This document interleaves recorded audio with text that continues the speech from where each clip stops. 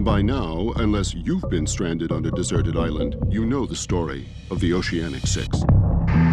Based on the location of the wreckage, our best estimate of the crash site is here. How Kate and Aaron Austin, Saeed Jarrah, Sun Quan, Hugo Reyes, and Jack Shepard miraculously survived the crash of Flight 815 off the coast of Bali.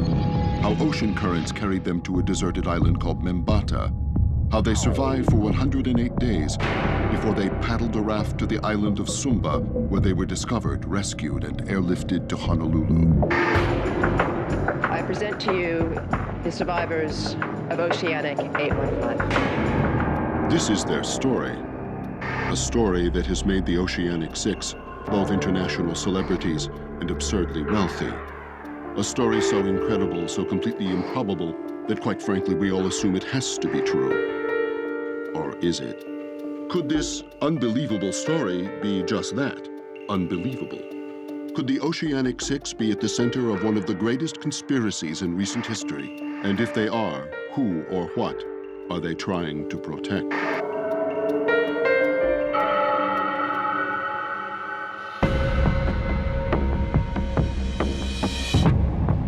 Let's start by looking at their official story.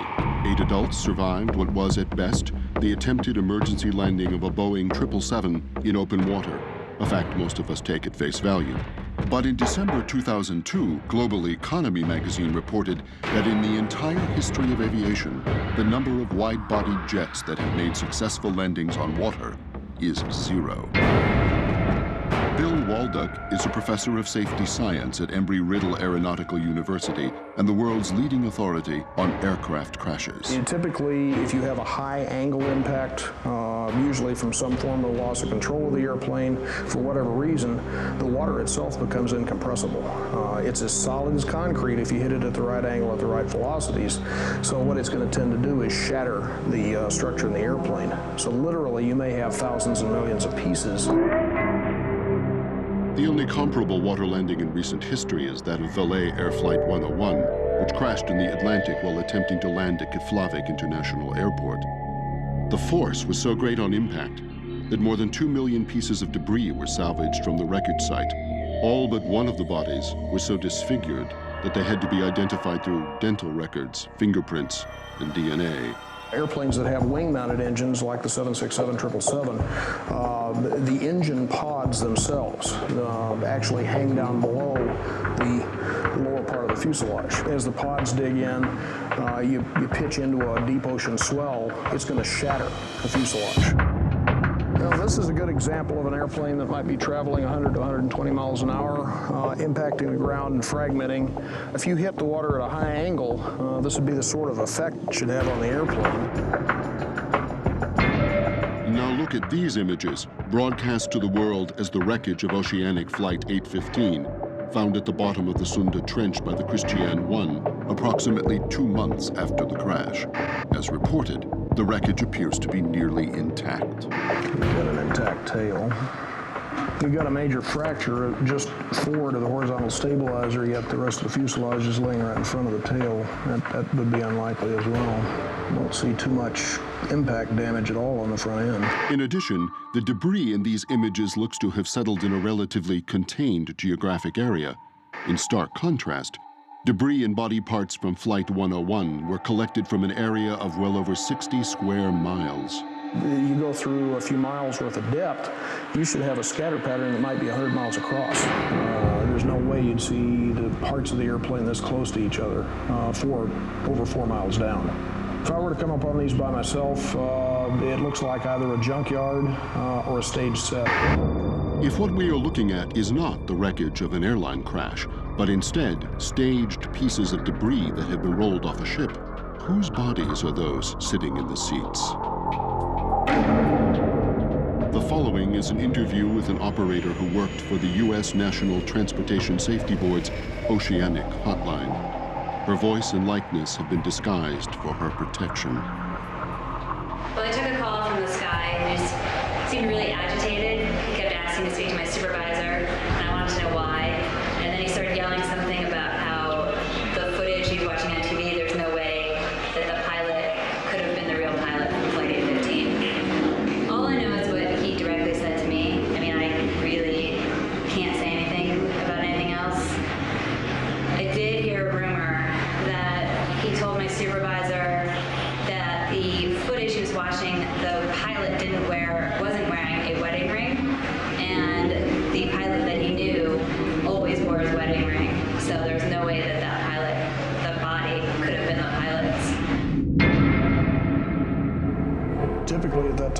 The temperature, it's like being in a refrigerator. It's going to tend to slow the decomposition processes way down. But the biggest threat usually in terms of changing the body is the sea life. It's amazing even at those types of depths how much life there is down there. And those are going to be the ones that are going to begin to change the body, typically from feeding behaviors. It doesn't look typical of a body that would have been sitting at that depth for that period of time. Conveniently, the one piece of debris the Christian 1 was unable to find was the black box, the single piece of evidence that could prove whether or not this is in fact the wreckage of Oceanic Flight 815 is missing. Normally, in most Boeing airplanes, they're located back in the tail of the airplane, just behind the aft pressure bulkhead. Typically, if we can find the tail of the airplane, then the boxes should be still attached to their mounts. It's a relatively easy process, even with an ROV, to go in and open the hatch, the access hatch, and unmount them and bring them back to the surface. But let's assume for a moment that these images were not staged, that this is where Flight 815 crashed. The most obvious question then becomes, why was Flight 815 so off course? How did it end up over 1,000 miles in the opposite direction of its route to Los Angeles? The answer may lie at the bottom of the Sunda Trench. With a maximum depth of 4.8 miles, the Sunda Trench is one of the most inaccessible places on Earth. Far beyond the reach of any salvage attempt, Flight 815 could not have crashed in a worse place for investigators, which, not so coincidentally, makes it the perfect place for it to have crashed if your intent was to conceal the truth. A second possible explanation for the inexplicable location of the wreck relates to the geography of the land above the Sunda Trench. According to a 2002 survey by the National Institute of Aeronautics and Space, Indonesia is comprised of 18,306 islands. The Indonesian government estimates that over 6,000 of these islands are uninhabited, undiscovered, and unnamed. If you were going to have 6 survivors disappear for 108 days, what better place on Earth could you find? A place that makes the verification of the Oceanic 6's whereabouts physically impossible. But let's imagine for a moment that Oceanic 815 did crash in the Indian Ocean as reported here. How did the Oceanic 6 end up here, in this area, northeast of the crash site? According to the official story, they were carried by ocean currents. We have special instruments that are actually current meters, and we also can derive measurements of the surface currents from satellite-based measurements. In that region, I had a set of moorings out in Lombok and Ombai, which are northwest and east of Sumba, and the currents were strongly towards the west during September in 2004. Based on our measurements, it would be impossible to float towards the east during September of 2004. As to the fate of the other 3 initial survivors of the crash, only the Oceanic 6 know the truth. And they are not talking. No attempt has been made to recover their remains. And when thousands of Charlie Pace's fans asked Oceanic Air to help them locate Mimbata to build a memorial, they were met with an official runaround. Why? If the 6 are not flat out lying about the identities of the other 3, then they are at least suppressing information about their fate. Information some speculate might relate to how the 6 stayed in such top physical condition on the island. These photos have been printed and broadcast around the world as the very first images of the Oceanic 6 emerging from the sea. But ask yourself, do these people look like they've been stranded on an island for 108 days, living off coconuts and fish? They would have the fish, which is difficult to catch, and the coconut, which is high in fat.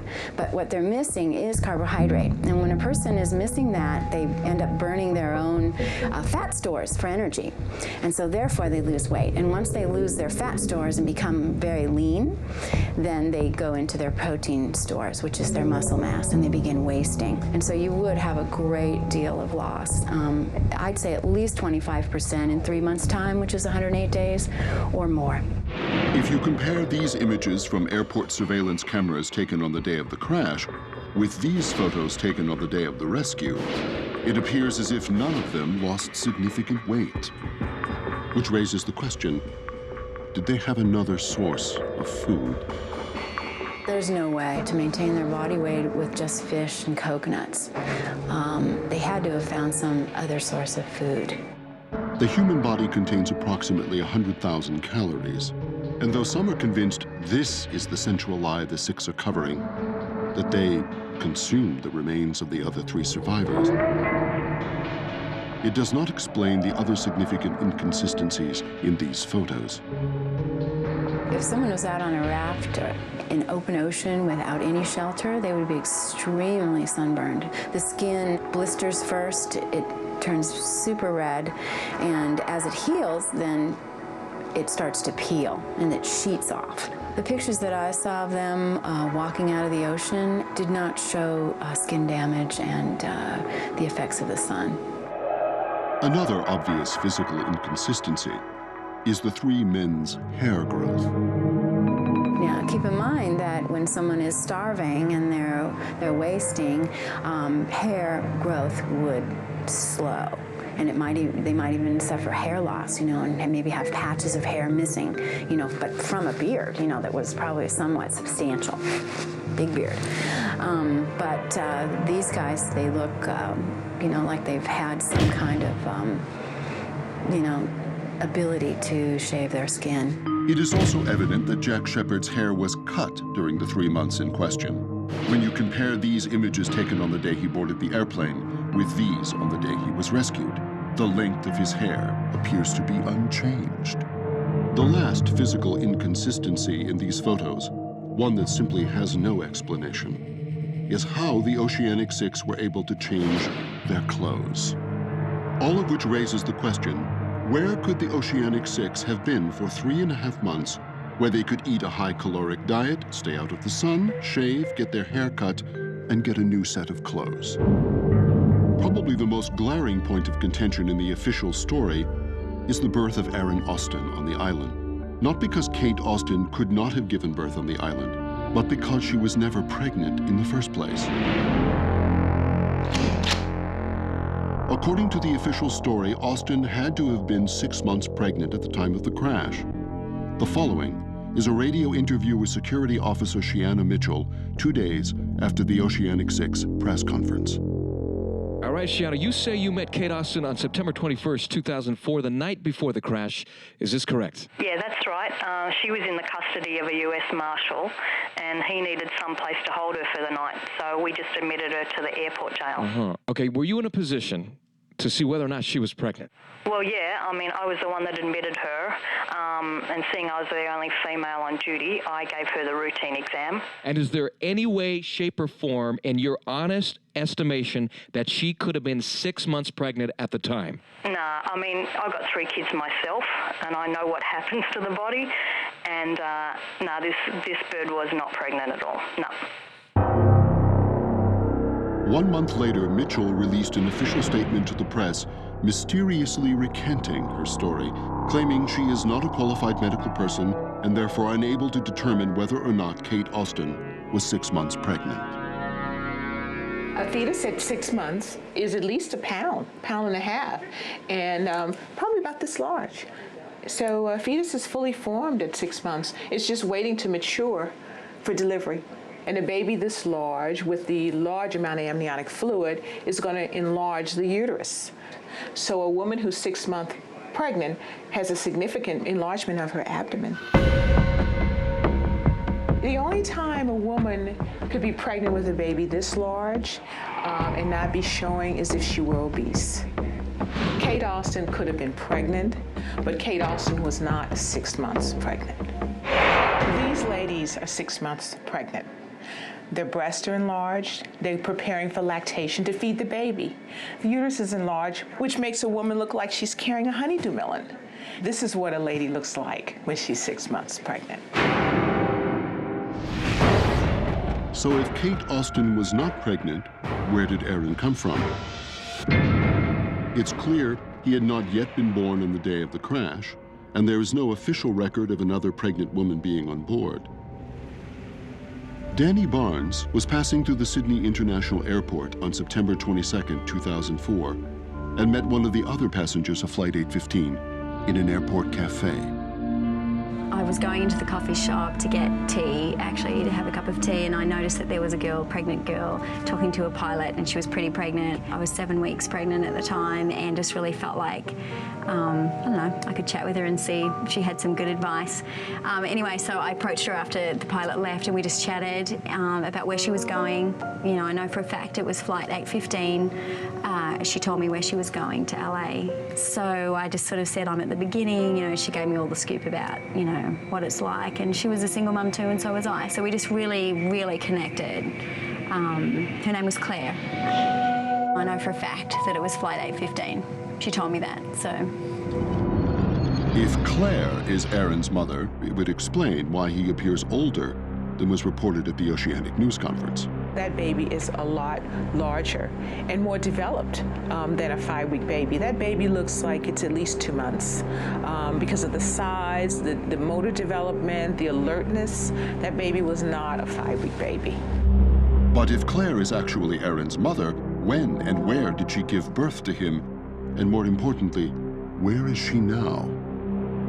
If Kate Austin is not Aaron's mother, if the Oceanic 6 were not stranded on a deserted island for 108 days, if they did not float on ocean currents to an island east of the crash site, if the wreckage on the bottom of the Sunda Trench is not an airline crash, and the bodies are not the crew and passengers of Flight 815, then what happened to Oceanic Airlines Flight 815 and the other passengers and crew?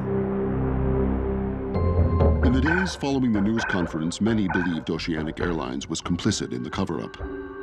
The following interview is with a high-ranking employee of Oceanic Airlines who agreed to speak unofficially and only on condition of anonymity. Well, I would say that that's an absolute joke. I mean, what would we gain from bribing the Oceanic 6? It's all negative publicity. There's no such thing as a good crash in the airline business. And for anybody to suggest that we staged this is out of their mind. They're not in touch with reality. That's not how the business works. To piece together a clearer picture of who is behind the Oceanic 6's cover-up, we must reconstruct events based on the evidence we now have. Here are the facts. On September 22, 2004, Oceanic Flight 815 left from Sydney, Australia, headed for Los Angeles, California. Approximately 6 hours into the flight, Flight 815 encountered radio problems, and all contact with the plane was lost. At some point during the next few hours, 5 confirmed passengers and possibly a 6th who was pregnant with Aaron Austin got off the plane.